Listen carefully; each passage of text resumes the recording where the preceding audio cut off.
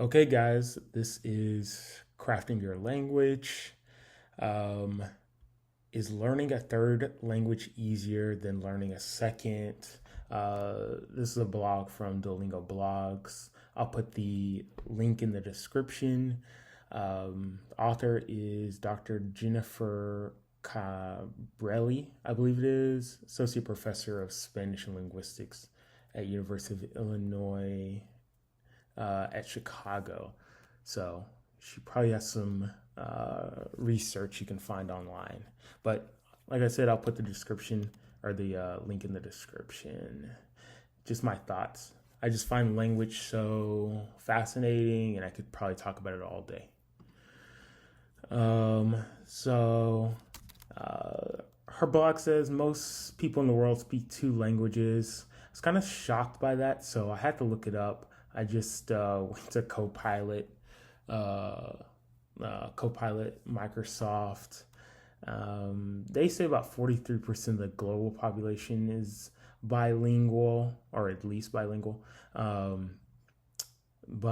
they did say that the prevalence of bilingualism varies among age groups, and the younger group, young people between 16 and 24, likely to be bilingual more than the older generation. So I found that pretty neat. Also, I also got this picture from Copilot, so looks kind of odd. These aren't even real languages, but yeah. So let's get more into the article. For your brain, learning a third language is very different from learning a second language. Okay, yeah. So bilinguals unite. Um, Once you start working your third language, you basically have two um, two systems already running, and you can just gather information from each side, or pull from what you need of each other or each one of them.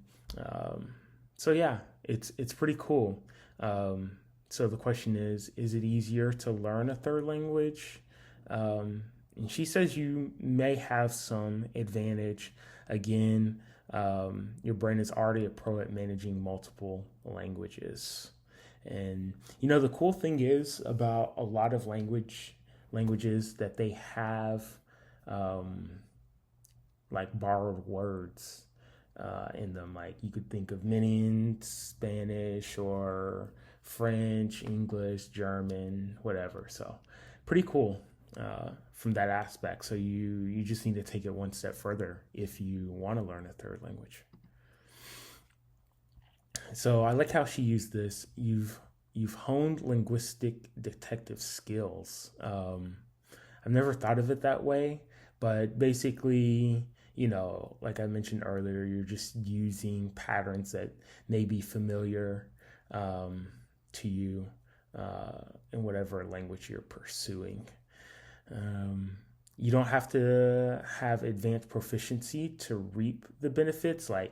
So even if your second language isn't as strong as like your mother tongue or your native language, um, it may be beneficial for the third language. Like she says here, for example, an Italian speaker who learned English and is now learning Spanish will likely rely heavily on Italian, since Italian and Spanish share so many similarities. And that's what I definitely find um, with French and Spanish. Now that I'm learning French, and I pull a lot of what I know in English from French too. Um, so it's kind of the best of the both worlds, learning French now. Um, what to expect for your third language. Um, I think if it's a language that kind of shares a same tree, it's like you're really just tweaking it. Like there's a lot of people on Twitter, especially, that are like, Um, if you can speak one Romance language, you can speak all of them. But we won't get into that today. And then, oh yeah, I wanted to just highlight this part. You might find that the new third language influences your vocabulary, grammar, and even accent in a language you already know. And I definitely find that happening. Like I said, English and French have so much in common that I do start, like personally, I say a lot of things in a French way when speaking English sometimes. And the last, how the block ends is three's not a crowd. Let's see.